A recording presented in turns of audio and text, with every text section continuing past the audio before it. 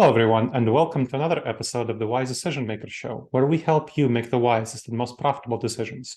As always, my name is Dr. Gleb Tsipursky. I'm the CEO of Disaster Avoidance Experts, the future of work consultancy that sponsors the Wise Decision Maker Show. Today with me is Daniel Lozano, the CEO and founder of KindWorks.AI. And we'll find out about KindWorks later onward. But first of all, Daniel, I want to ask you, what do you see as the future of remote work and how companies are supporting remote work? Because there are definitely some challenges with supporting remote workers. So what do you see as the future of how companies will be supporting remote work? Thank you so much. I'm delighted, Dr. Gleb, to be here with this fantastic audience. And the challenges, as you were mentioning, in how people are working today are huge, right? There's 77% burnout rates in many of the top countries. I just came from like 4 months of traveling across Europe and the US, across different cities. And, it is clear that even the highest skill is showing, important symptoms and show that things need to change. Like even if people work remotely, the way people work needs to change. And one of the conclusions from the HR leaders, as well as many of the employees, is that similar as you buy a product today, as you go and you buy your Apple Watch, you unbox it, and every single step is part of your user experience, your employee experience is equally or even more important than just the work you do itself. So in that sense, the onboarding process, when you do that remotely, doing that effectively is very important. How you work with the people you are, and that not every call becomes transactional is very important. And in that sense, the future of work in many ways is working hybrid or remote, and in a way that every single person develops meaningful relationships with the people they work with, even if they work remotely, that people feel that they're making massive impact at work every moment, that the levels of job satisfaction and motivation are consistently up. And those are huge challenges, and also putting within the context today where, of course, there are reorganizations happening in companies, and companies need to find ways to keep their morale and their teams bringing their best game to the work.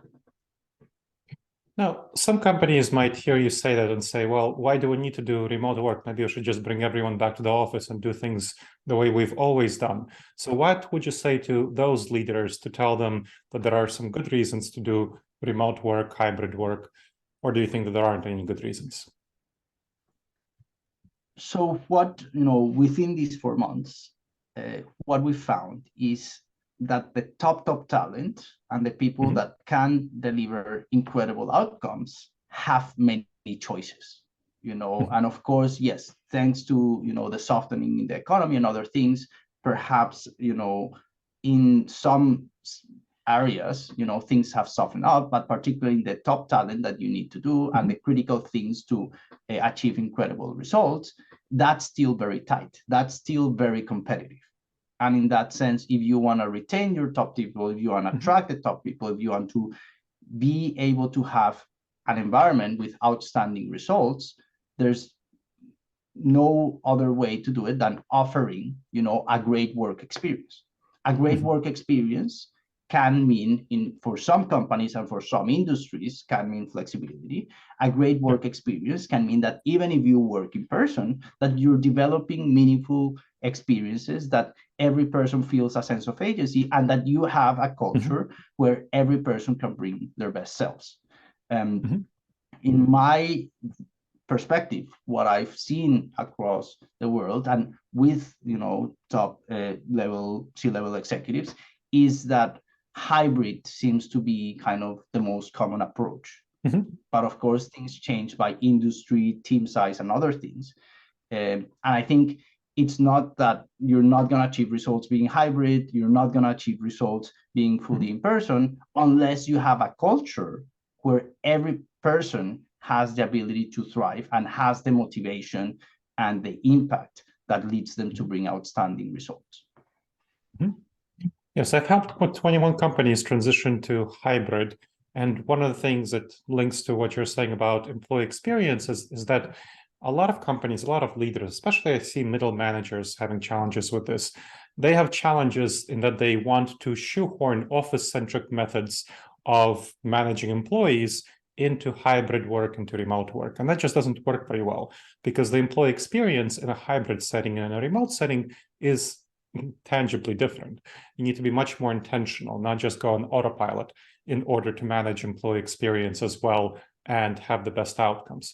So when we're thinking about this experience for employees, the employee experience in hybrid work and remote work, how do managers need to manage differently in that sort of context? What do they need to do differently? I think, look, in a person's, motivation or drive, there's three components, right? The first one is the sense of agency, that people feel that they can still, even if they're working remotely, that they can still make decisions, they can still drive results.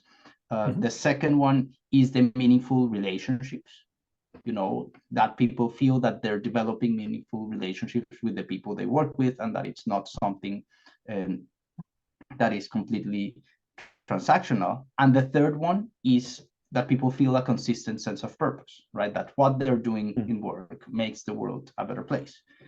And we can talk about KindWorks later, but overall, those are kind of the principles and why KindWorks has been so successful in hybrid environments and remote environments, to get people to feel that they are making a huge impact, to help people develop meaningful relationships, and also to help people feel a consistent sense of purpose by enabling people to consistently do acts of kindness. That it's one of the most powerful tools people have to boost, these three components that are critical for the well-being, for people to feel a sense of purpose, for people to feel trust at work, for people to be productive, for people to feel the levels of confidence, connectivity, optimism, and resiliency to drive outstanding results.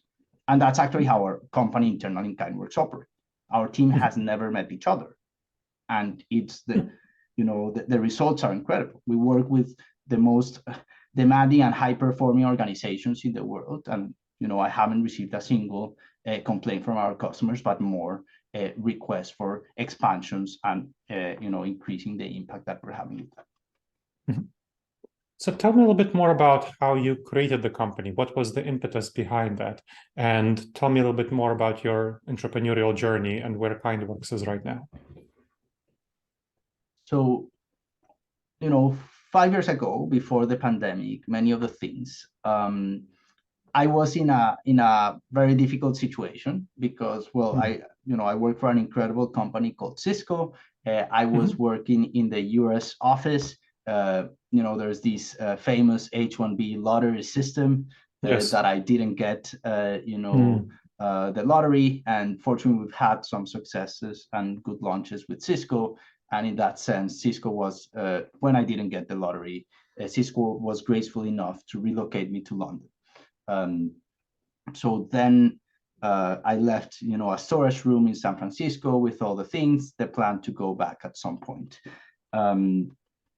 I was able to also on the side in London do my master's in software engineering at Oxford, became president of the AI Society at Oxford as well, and became product manager of one of Cisco's most important launches in 2019 in terms of artificial intelligence, called Cisco AI Network Analytics.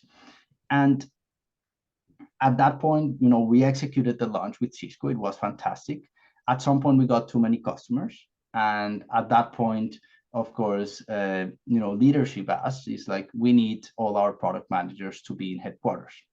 We started all the relocation process, but unfortunately, logistics timelines didn't work. And, I couldn't do it. And Cisco was super kind with me, but they told me, look, we've done so many exceptions with you, we can't do any more. So you either can take a sales role in Europe, which is a fantastic organization, or you'll have to find something else. And at that point, also my sponsorship of my visa depended on Cisco. There were, it was a very difficult moment.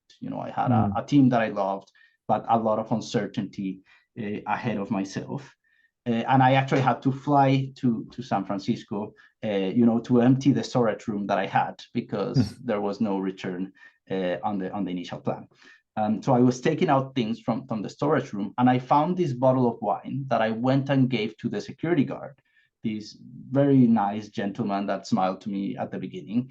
And in the moment I gave this bottle of wine, I felt a chemical reaction in my body. I'll explain later what that meant, but I experienced something very positive. And this person told me, look, I've been here 3 years. Nobody has ever done this for me. I'm going to have a date night with my wife that I haven't done in so long. And this means a lot to me. Thank you so much. And that moment, completely changed my perspective of the situation. It boosted my well-being. It boosted my sense of agency. It boosted, my sense of purpose, and allowed me to move forward. And in 2 weeks, I had one offer for Berlin for a fantastic work, another offer for Vancouver with relocation, work permit for another fantastic organization.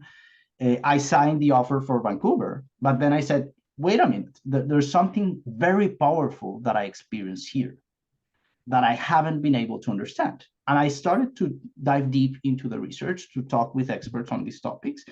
And it turns out that there's more than 400 papers of research that show that one of the most powerful tools that you have as human is to do something kind for somebody else, that boosts your well-being, that there's actually a trigger that increases the level of oxytocin in your body. And there's actually a chemical reaction that happens when you do these acts of kindness. In summary, you don't have to be in United Nations to save the world. You can change the world every single day by doing small, simple acts of kindness, and that boosts your well-being. And actually, what research shows is that when you really mean these acts of kindness, you actually, as a giver of the act of kindness, receive even more benefits than the receiver.